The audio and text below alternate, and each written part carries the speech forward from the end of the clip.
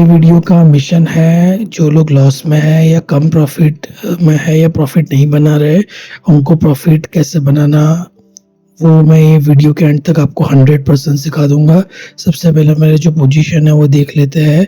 ये स्टॉक मैंने लिया था, ये जो है वो क्वांटिटी है और अभी जस्ट कुछ ही दिन हुआ है, तो इसको मैं होल्ड करके जा रहा हूँ। इसमें आने वाले दिनों में आगे एक अच्छा खासा मूव है, तो ये अपने मेरा जो पोजीशन है वो देख लिया। चलो मैं आपको मेरे जो स्टॉक्स में स्कैनर में जो स्टॉक्स आए थे उनके बारे में बता देता हूँ। तो ये रहा, चलो आ गए हैं सर, फटाफट सिस्टम पे चले जाते हैं। पहला स्टॉक है मुकुंद लिमिटेड,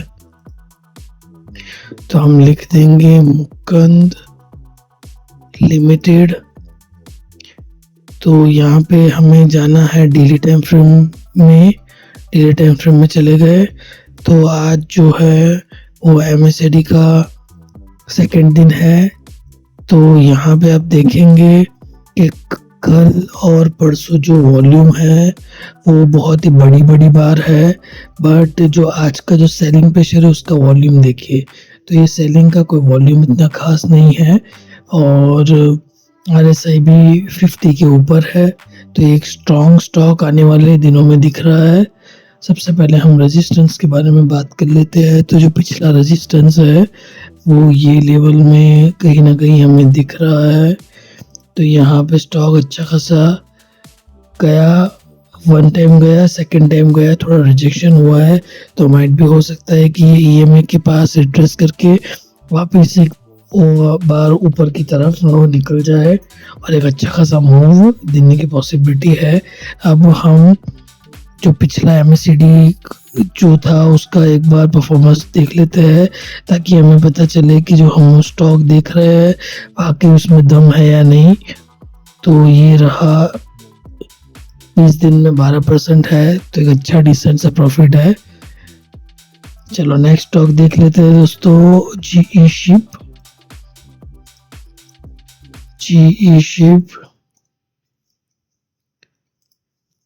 ओके, तो GE शिप आ गया है दोस्तों।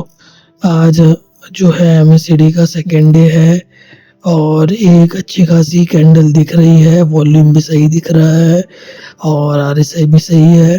तो पिछला जो हम देख लेते हैं रेजिस्टेंस क्या है, रेजिस्टेंस कोई है नहीं, इसके बाद फ्री स्पेस है ऊपर जाने के लिए दोस्तों। और हम अगर पिछला MACD क्रॉसओवर देखें, यहाँ पे हुआ था, यहाँ से लेके अगर ये हम नोटिस करें तो ऑलमोस्ट 4 से 5% रिटर्न दिया था पिछले 10 दिनों में। बट इस बार जो है वहाँ पे वॉल्यूम नहीं था, इस बार वॉल्यूम कंफर्मेशन है, तो ये स्टॉक आने वाले दिनों में रडार पे हो सकता है। उसके बाद है SCI। ये जो स्टॉक है वो कोई भी बाय या सेल रिकमेंडेशन नहीं है, आपको आपका खुद का एनालिसिस करना है और अपने फाइनेंशियल एडवाइजर से कंसल्ट करना है। तो यहाँ पे MACD का क्रॉसओवर दिया था बट वापस एक सेलिंग का प्रेशर दिख रहा है, तो इसमें हम थोड़ा सा वेट करेंगे। बट यहाँ पे अगर आप देखेंगे पिछला जो MACD क्रॉसओवर था उसका जो रिजल्ट देखेंगे 26 दिन में 42% रिटर्न दिया है दोस्तों। और ये कोई भी स्कैनर में आपको ऐसा स्टॉक नहीं मिलेगा, ये मेरी गारंटी है, क्योंकि मैंने इसको बहुत ही 6 महीने की मेहनत और रिसर्च करके ये जो स्क्रीनर है वो बनाया है। उसके बाद जो स्टॉक है GRM ओवरसीज, तो यहाँ पे MACD क्रॉसओवर कल हुआ था बट सेलिंग का प्रेशर देखिए, यहाँ पे कितना सेलिंग का प्रेशर है, यहाँ पे भी सेलिंग का प्रेशर है, तो इसको तो हम डेफिनेटली इग्नोर करेंगे। बट पिछला जो MACD क्रॉसओवर है वो देख लेते हैं क्या है इसका प्रॉफिट वगैरह। तो 22 दिन में 7% रिटर्न दिया है, सो कोई बैड नहीं है। उसके बाद है अतुल ऑटो ऑटो सेक्टर का अच्छा और जाना माना स्टॉक है। देख लेते हैं अतुल ऑटो में क्या अभी टेक्निकल चीज़ें हो रही है। तो यहाँ पे MACD क्रॉसओवर हुआ था और वापस उसने क्रॉस डाउन दे दिया है, तो इसको भी हम इग्नोर करेंगे।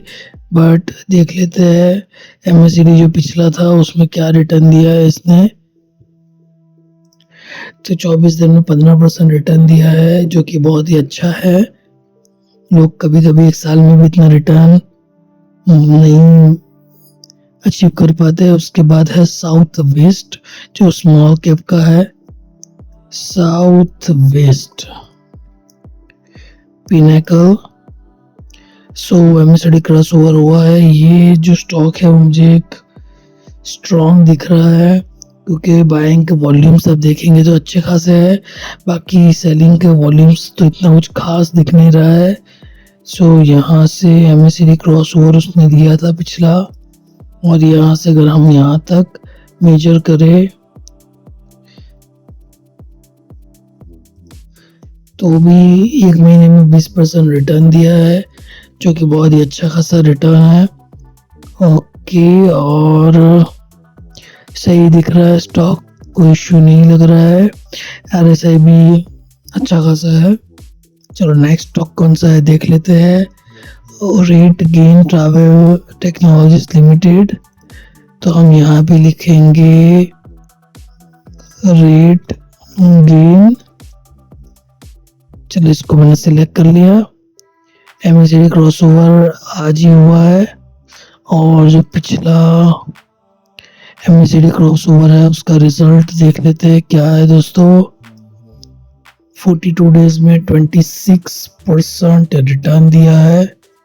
सो ये बहुत अच्छा खासा रिटर्न है। और अगर हम इसके रेजिस्टेंस के बारे में बात करें तो यहाँ पे एक रेजिस्टेंस दिख रहा है मुझे। तो ये एक रेजिस्टेंस लेवल है, देखते हैं। बट जो कैंडल है वो काफ़ी स्ट्रांग है, तो माइट भी हो सकता है थोड़ा यहाँ तक जाए, वापस एक रिट्रेसमेंट करके यहाँ से एक ऊपर की तरफ चाल स्टॉक कर सकता है। उसके बाद स्टॉक देख लेते हैं कंसोलिडेटेड फिनवेस्ट। सो हम देख लेते हैं, लिख लेते हैं कॉन्सो, ये आ गया कॉन्सो फिनविटी। सो यहाँ पे MACD क्रॉस ओवर हुआ था, वापस नीचे आया, वापस MACD क्रॉस ओवर हुआ। मतलब स्टॉक जो है वो काफ़ी कंसोलिडेट कर रहा है, होल्ड कर रहा है। और पिछला जो MACD है उसका अगर हम देखें तो यहाँ पे स्टॉक जो है 20 दिन में 2% रिटर्न दिया है। तो एक अच्छा स्टॉक दिख रहा है, वॉल्यूम ज़्यादा है नहीं, टाइट कंसोलिडेशन हो रहा है।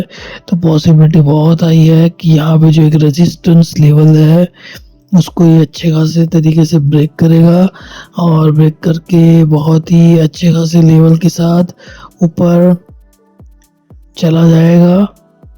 सो अच्छा खासा दिख रहा है मुझे ये स्टॉक।